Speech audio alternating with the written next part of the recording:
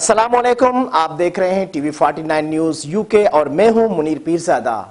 آئیے آپ کو لے چلتے ہیں آج کی خبر کی جانب۔ ٹنڈو عدم کے معروف سیرا خانم میموریل اسلامک اسکول میں ہر سال کی طرح اس سال بھی سالانہ ایک روزہ اسپورٹس ڈے کا انعقاد کیا گیا۔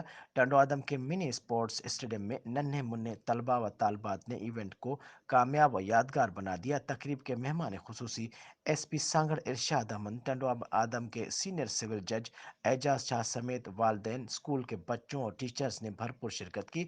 اسپورٹس ڈے میں 10 سے زائد کھیلوں کے مقابلے ہوئے۔